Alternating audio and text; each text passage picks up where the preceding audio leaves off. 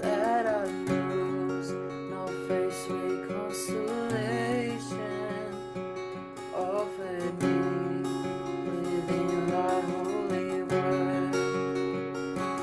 Help me, Lord, when toil and trouble meeting, and to take as from a father's hand, one by one, the days and moments fleeting, till with Christ the Lord I stand.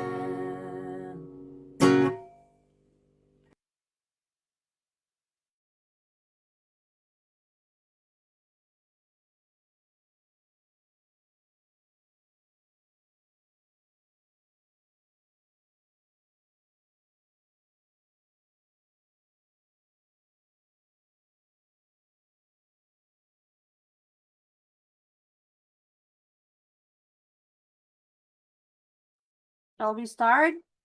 You may turn on your camera, Brother Franklin.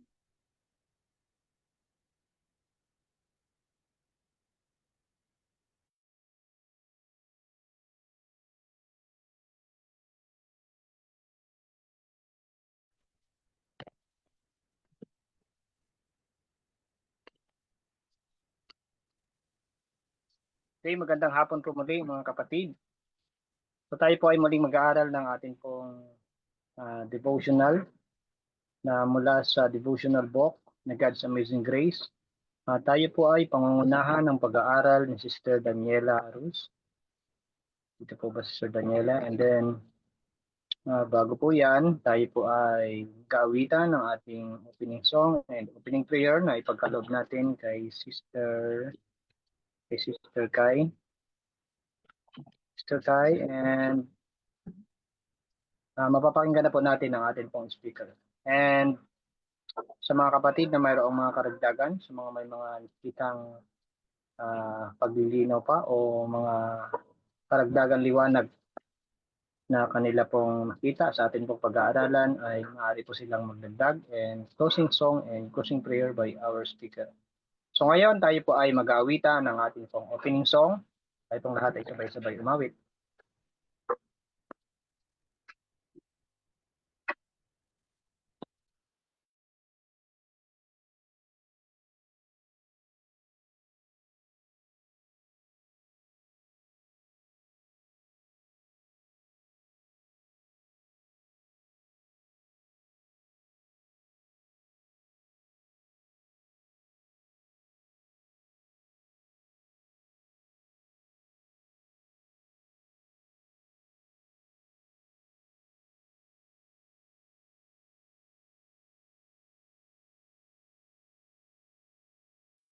Brother Franklin. Pong closing prayer ay i-lead ng ating pong kapatid na si Brother Robert Aiken. Okay, tayo po ay magpapasimula na sa ating pong pag-aawitan.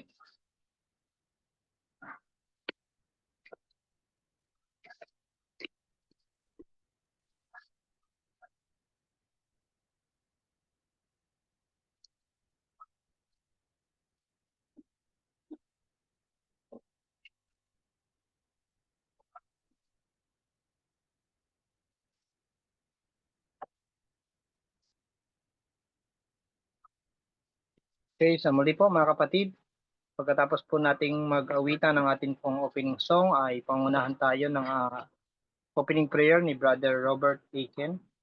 And proceed na po tayo sa ating pong pag-aaral na pangunahan ni Sister Daniela. Brother Franklin, clear ko lang po. Opening prayer po natin si Sister Sam and closing prayer po si Brother Rob.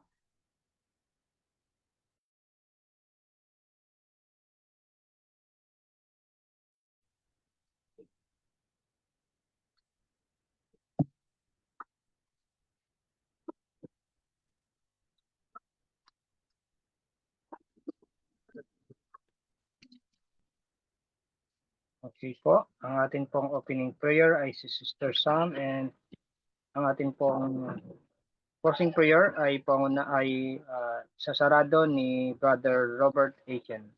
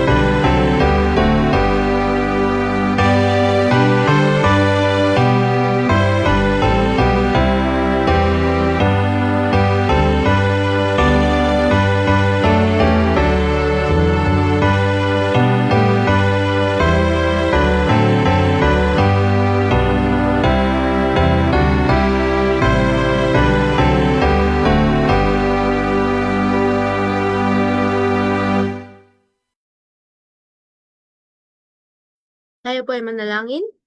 Let's pray our Father in heaven, thank for the wonderful day that you have given unto us and for guiding and protecting us throughout the whole day, and for letting us gather here once again as we listen to your word this evening. Please give us knowledge and understanding from above, and please help us to apply it in our hearts and in our minds so that we may show it in our daily lives and to the people who are around us. And please continue to guide our loved ones with us, please protect them, and please protect us also from any possible harms and dangers. And thank you for always hearing and answering our prayers. In Jesus' name we pray. Amen.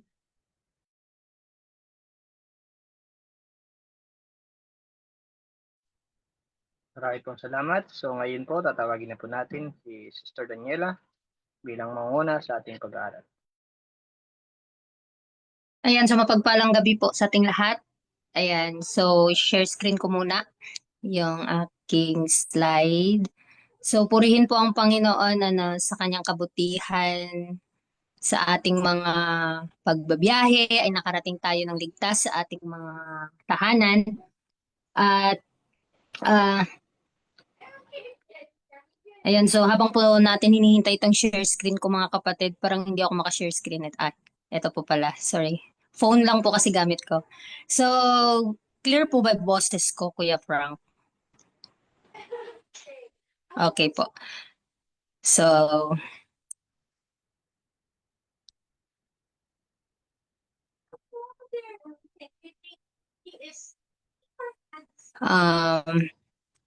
ang atin pong pag-aaralan sa gabing ito ay it's May 6, entitled Terms of the Covenant. So, sa ating text sa Exodus 19 verse 5, If ye will obey my voice indeed, and keep my covenant, then ye shall be a peculiar treasure unto me above all people. So sa verse pa lang, pinapaalalahanan na tayo ng Panginoon na kung tayo ay talagang susunod sa kanyang kalooban o sa kanyang utos, at kasi nga 'di ba tayo yung pinili at kakaiba. Tayo ay piniling bayan niya. So kinakailangang maging kakaiba tayo. So bilang pagpapakilala na tayo ay mga tagasunod ng Panginoon, kailangan talaga nating ipakita ang palatandaan na tayo ay kanyang pinili. Kasi nga tayo yung kanyang tinatawag dito na peculiar treasure unto me above all people. Sabi dito, in the beginning, God gave His law to mankind as a means of attaining happiness and eternal life. So ito po pala yung plano ng Panginoon. Nung hindi pa nagkakasala ang ating unang mga magulang, ay binigay na sa kanila ang 10 utos. Binigay yung 10 utos, hindi dahil para magkasala, kundi para may gabayan sila at malaman nila ang kalooban ng Panginoon. At yun na nga, pasimula pa sa pagtayo ng sanlibutan, ang Diyos ay binigay niya yung kanyang kautusan upang maging kagalakan ito sa kanyang mga nilalang. The 10 commandments, thou shalt and thou shalt not, are 10 promises, assured to us if we render obedience to the law governing the universe. If you love me, keep my commandments. Here is the sum and substance of the law of God. The terms of salvation for every son and daughters of Adam are here outlined. So yung 10 utos ng Panginoon, ipinakita sa atin doon kung ano yung mga dapat nating gagawin, ano yung hindi natin dapat gawin. So very clear po na kung tayo ay susunod sa bawat letra ng kanyang kautusan, ay merong pangako na inilaan niya para sa atin. Napakaganda po kasi binigyan niya nga tayo ng kalayaan. Binigyan niya tayo ng kalayaan upang sundin natin siya ng may pag-ibig. Hindi po na napipilitan. Kasi nga, sabi diyan na if you love me. Ito po kasi yung bunga ng ating pagmamahal sa Panginoon dahil mahal mo yung Panginoon, susundin mo yung kanyang kalooban. That law of 10 precepts of the greatest love that can be presented to man is the voice of God from heaven, speaking to the soul in promise. This do, and you will not come under the dominion and control of Satan. There is not a negative in that law, although it may appear thus, it is do and live. So ang kautusan po ng Panginoon, ito yung 10 prinsipyo na dapat nating malaman na nagpapakita ito ng pag-ibig ng Diyos sa sangkatauhan at maipresenta din yung kalooban ng Diyos sa kanyang mga tagasunod. At ang langit, yung boses ng Diyos ay nagsalita patungkol dito na may pangakong inilaan ang Panginoon na kung tayo susunod, hindi tayo magiging kontrolado ng kaaway. So, napakaganda mga kapatid kasi nga meron tayong governing power. Hindi tayo mapipilit ng kaaway na magkasala, kundi nasa sa atin pa rin yung desisyon kung lalabagin ba natin yung kanyang kautusan, yung kautusan ng Diyos na nagpapakita sa kanyang pag-ibig sa atin. So ano po ba yung ating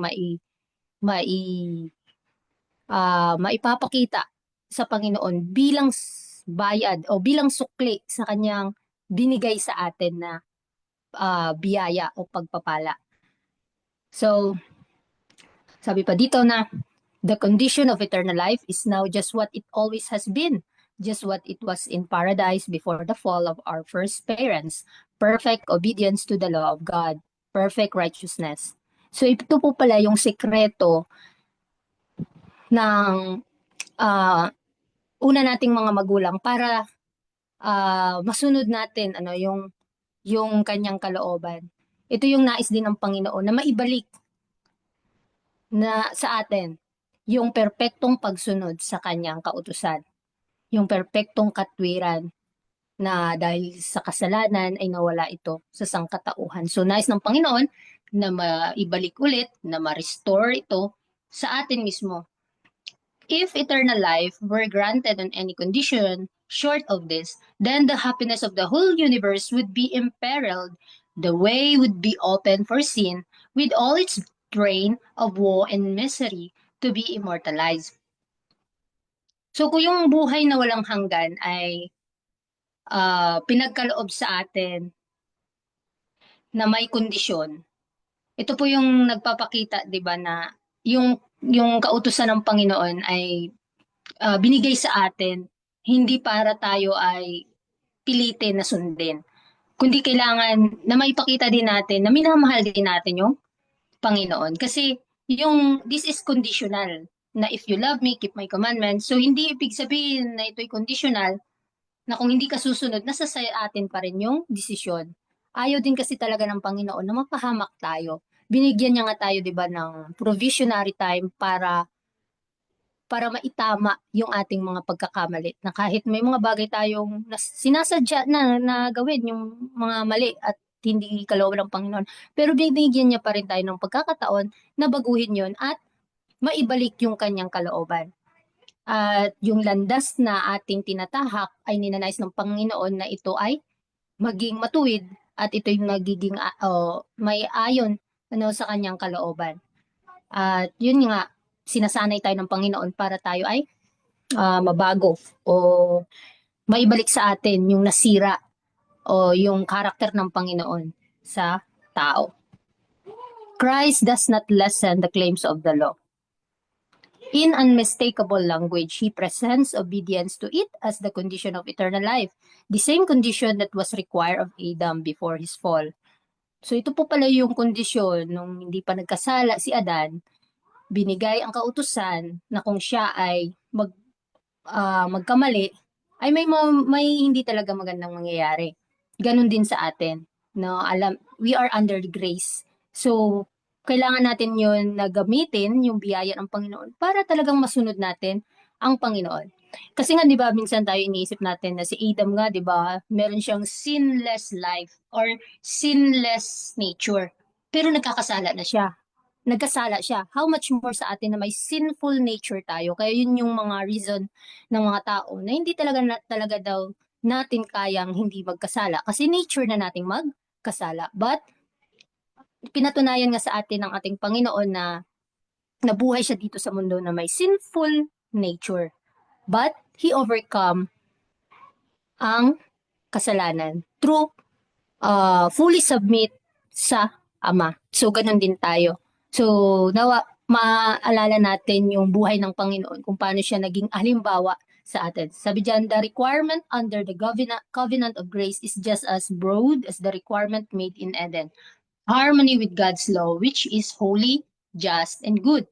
So nawa hindi natin ito mabaliwala, yung kalooban talaga ng Panginoon. At yung kanyang biyaya ay pareho sila, ongoing o magkasama talaga yan sila. Kaya nga, di ba, binigay yung biyaya sa atin para kahit pasang-awa ay masusunod natin yung Panginoon, di ba? So, ito yung requirement na under the covenant of grace.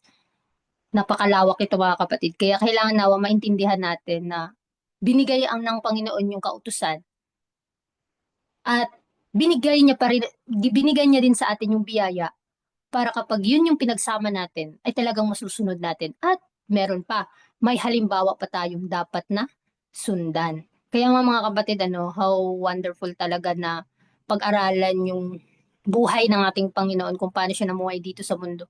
Kasi doon natin makikilala na kung gaano tayo kamakasalanan at doon natin mas makikilala ang ating Panginoon kung gaano siya namuhay ng may kabanalan sa kabila ng napakapuno ng kasalanan na sanlibutan. So magagawa din natin yung nagawa niya. Sabi diyan, the standard of character presented in the Old Testament is the same that is presented in the New Testament. This standard is not one to which we cannot attain. In every command or injunction that God gives, there is a promise. The most positive, underlying the command, God has made provision that we may become like unto Him. And He will accomplish this for all who do not interpose. A perverse will and thus prostrate his Great. So pinakita dito na yung standard ng karakter ng Panginoon, kasi nga 'di ba yung kautusan niya, ito po yung parang summary ay yung karakter ng Panginoon. So dito natin makikita kung paano namuhay ang ating Panginoon. Ito yung standard na kailangan nating ma-attain. Yung perfect obedience sa kanya. So kahit na marami tayong mga bagay na parang ang hirap pang sundin, pero nandiyan yung Panginoon na handa niya tayong tulungan. Hindi naman niya tayo pinabayaan na sundin yung bawat salita. Na kung kasi nga 'di ba, nagbigay siya ng kautusan hindi para mahirapan tayo. Kasi nga yung kautusan ng Panginoon ay napakagaan. Kapag lalong-lalo na pag minamahal mo yung Panginoon mong pinaglilingkuran. So dito makikita natin na kung gaano tayo kamakasalanan, ganun din siya sa atin, kung gaano siya kabanal. Binigay niya sa atin yung pagkakataon na masunod yung kanyang kalooban. Kasi sa ating sarili, kung titingin tayo sa ating mga kahinaan, parang imposible talagang masunod, di ba? Kasi our own righteousness is like a filthy rag. Pero nais ng Panginoon na tumingin tayo sa Kanya. Kahit nga yung kahinaan natin, wag nating tingnan. Atin talagang ibigay sa Panginoon lahat. So kung tayo titingin sa Kanya, so ibig sabihin, ma-accomplish natin ang lahat ng bagay at masusunod natin kung ano yung nasunod ni Kristo. So, dito po nagtatapos yung ating pag-aaral sa gabing ito. Nawa itong covenant ng Panginoon, yung kanyang 10 utos ay hindi po mawala at ito po ay maging tatak sa ating puso't isipan at hanggang sa ikalawang pagparito ni Kristo ay maging baon ito sa ating buhay hanggang sa tayo ay makarating na sa bagong langit at bagong lupa. Kaya muli magandang gabi sa ating lahat.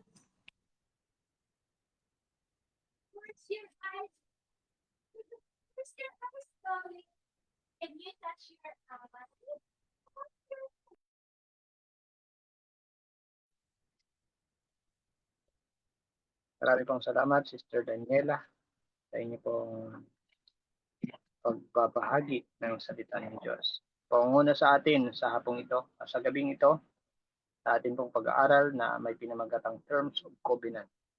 Marami pong salamat sa inyo pong mga punto na ibinigay. So isa po dito sa nakita ko ay yung ibinigay sa atin ng Diyos na pinakang team na hindi nagbabago ay yung kautusan ng Diyos. Ibinigay ito sa ating mga magulang ng una sa Garden ng Eden. Sabi nga ng ating pong speaker ay sinless nature sila. Wala silang kasalanan. Pero sumusunod sila sa kautusan ng Diyos. Yung pagsunod na yun ay hindi nababago hanggang sa panahon ng Kristyanuhan. Kailangan nating maging harmony sa kautusan ng Diyos. Sapagkat ang kautusan ng Diyos ang nagtuturo sa atin ng order at ng ang pagsunod dito ay nagpapakita ng pag-ibig para ang ating buhay ay maging tama sa ating paglalakad bilang isang Kristiyano. At sinasabi rin naman sa atin na posible natin itong magawa kasi nagawa nga ni Kristo hindi sa pamamagitan ng ating sariling lakas kundi sa pamamagitan ng biyaya ng Diyos. Ang pakikipag-unite natin, natutulungan tayo ng Diyos na masunod ito. At ang bunga nga nito, yung walang hanggang buhay sa pamamagitan ng pagkikiisa natin sa Diyos. Dahil ang kautusan na to ay tinatakwil ng marami ang nagsasabi na hindi na natin kailangan sundin dahil hindi natin kaya. Kasi pinalitan na ito ng isang bagong utos. Sapagkat sabi nila, ang kautusan na ito na tinutukoy nila ay tumatanda at niluluma na. Kaya tinutukoy doon ay yung ceremonial na batas na ginagawa ng Israelita. Kaya kung tayo po ay susunod dito, magiging payapa, magiging maayos ang ating buhay. Tayo ay susunod. At ito ay bunga ng ating pag-ibig sa Diyos at pakikipag-isa sa Kanya. At hindi rin naman natin kailangang sabihin na sa pamamagitan ng biyaya ng Diyos, hindi natin ito susundin. Sabi ni Apostol Pablo, mananagana ba sa atin ang biyaya sa pamamagitan ng kasalanan? God forbid. Huwag na akong mangyari, sabi sa atin. Dahil ang isa sa mga dahilan kung bakit hindi natin masunod ang kautusan ng Diyos ay yung unwillingness to obey natin. Kaya ang kinakailangan natin, unang-una, siyempre yung ating sarili. Kailangan mag-strive din tayo. At hindi nga natin ito masusunod pamamagitan ng ating sariling lakas na ginagawa ng mga Israelita noon na nagtitiwala na sila sa kanilang sariling pagsunod. Masusunod natin ito pamamagitan ng tulong ng Diyos na kung paanong binigyan tayo ng Panginoong Hesus ng pattern na sa pamamagitan ng kanyang patuloy na at ng kanyang pananalangin, ng tulong ng Diyos sa kanya sa patuloy na pakikipag-ugnayan sa banal na tulong ay masusunod din natin ito dahil sa ang ating nakilang halimbawa. So ito po yung terms of covenant na iniwan sa atin ng Diyos. Mula noon hanggang ngayon, kinakailangan natin itong sundin bilang bunga ng pag-ibig. Order sa ating buhay. Kasi kung walang utos, napakagulo ng mundo. Kung walang sinabing bawal pumatay, magulo, napakagulo. Huwag kang magsinungaling, huwag kang magnanakaw. Naku, napakaraming magnanakaw kung hindi natin ito susundin. Kung magulo kapag walang utos ng Diyos. Kaya ito inilagay ng Diyos sa Garden ng Eden sa ating mga magulang dahil para magkaroon ng order at kaayusan. At pamamagitan nito, magiging payapa po ang ating mga buhay. At masusunod natin to sa ulit sa pamamagitan ng tulong ng Diyos. At sa pamamagitan ng tulong ng Diyos na ito, ang bunga nito ay walang hanggang buhay. So, sino pa po ang mayroong karagdagan sa ating pong mga kapatid? Maaari po kayong magdagdag ng ating pong mga kapatid sa tumpa. Sister Kai, Brother Rob, Sister Sam, and Sister Choco. At kung mayroon pong karagdagan, si Sister Daniela ay maaari po kayong magdagdag.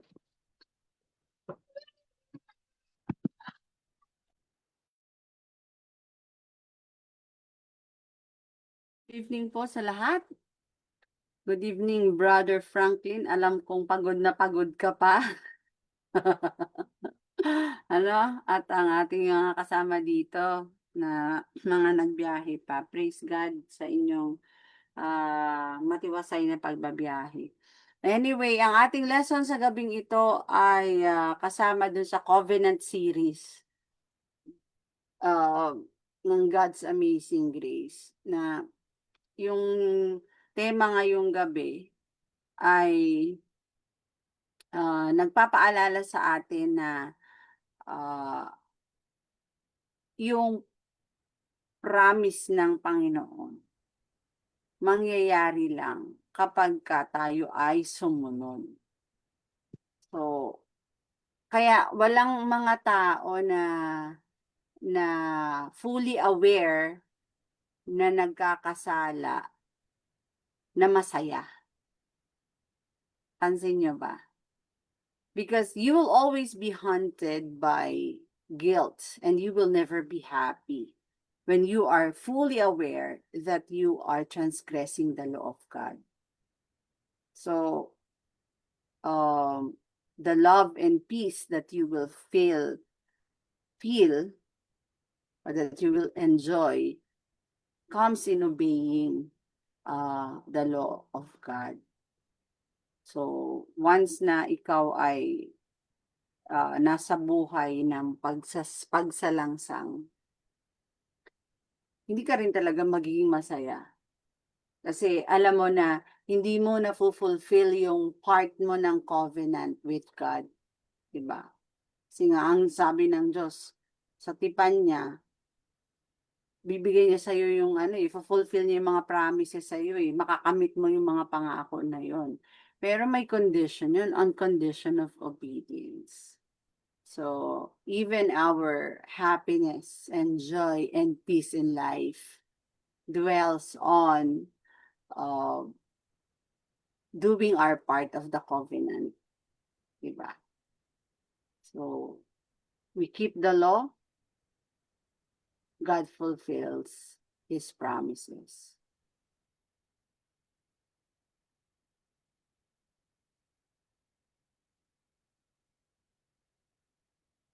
Good evening, it's Brother Rob here.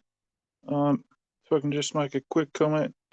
Our key text this evening reminds me of a New Testament verse, and that is, "If you love me, keep my commandments." Thank you. Amen.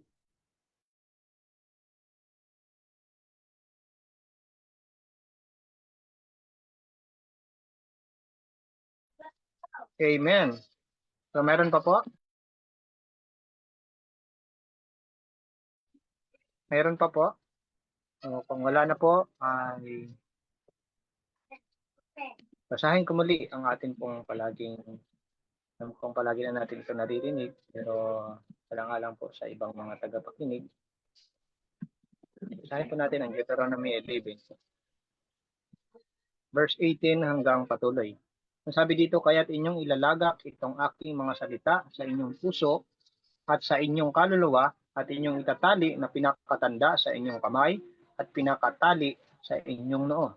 Ito po ay kahalintulad ng katulad doon sa Revelation 13 verses 17 and 18 na itatatak sa noo at sa kamay. Itong utos ng Diyos ay itatatak din naman sa ating kamay at sa ating noo. Ibig sabihin, palagi natin itong gagawin at palagi natin itong iisipin sa ating mga ating isip. At inyong ituturo sa inyong mga anak na inyong sasalitain sa kanila pagka ikaw ay nauupo sa iyong bahay, at pagka ikaw ay lumalakad sa daan, at pagka ikaw ay nahihiga, at pagka ikaw ay bumabangon. At iyong isusulat sa itaas ng pintuan ng iyong bahay at sa iyong mga pintuang daan. Sabihin, nasa mga pintuan natin, isusulat yung kautusan ng Diyos para mabasa ng sino mang papasok ang utos na yon. Lalo't higit na mga unbeliever. Kasi sa atin, alam na natin yon.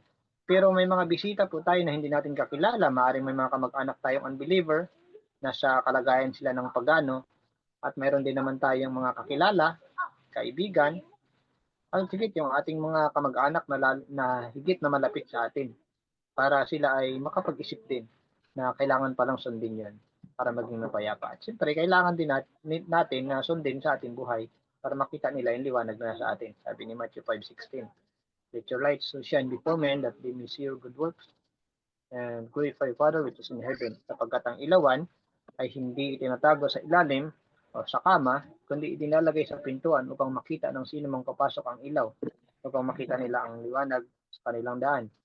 At sa verse 22, "Sapagkat kung inyong susunding masikap ang buong utos na ito na aking iniuutos sa inyo upang gawin na ibigin ang Panginoon ninyong Diyos, lumakad sa lahat ng kanyang daan at makilakip sa kanya."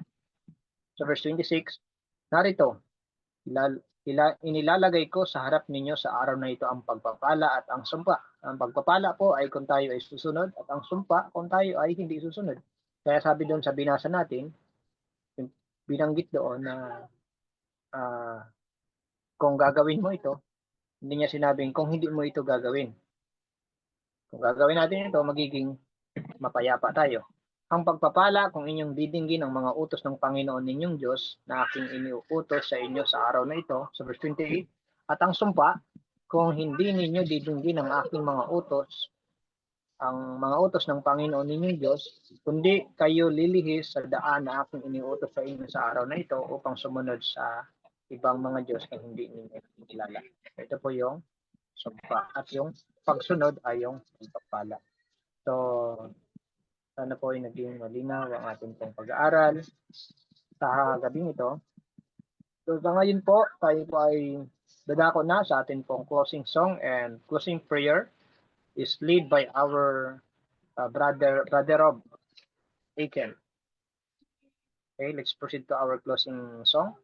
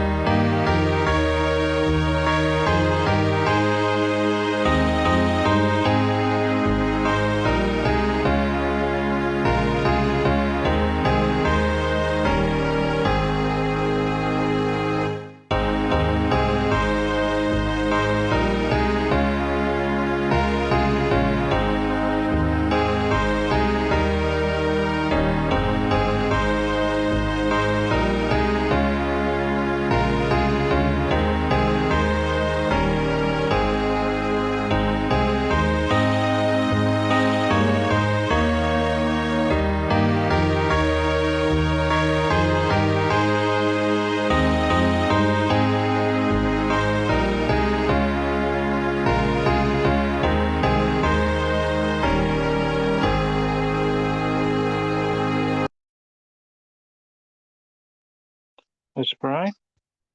Dear Father in heaven, thank you, Lord, for your covenant and your law that is written in the clouds above.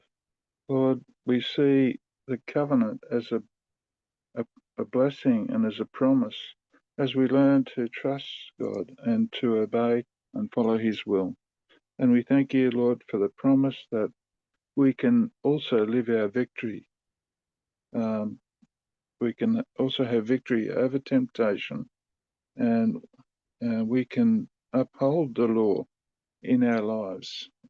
It's not just a set of rules, but it is there to bless us and to comfort us and to be a blessing, as a structure, as something that God has given to bless us. And Lord, we see it as being holy, just, and good. And we thank you that you have made provision that in following the law and obeying, we may be like him, and we may be receiving of the character of God and his imputed righteousness.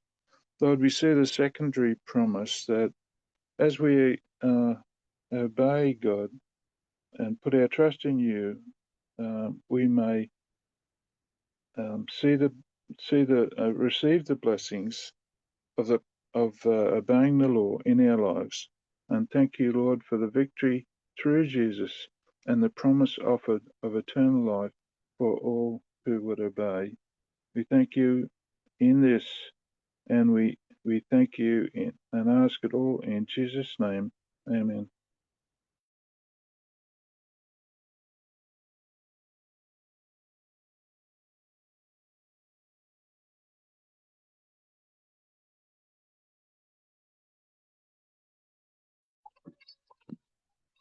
Okay, marami pong salamat. Amen. So, ngayon po,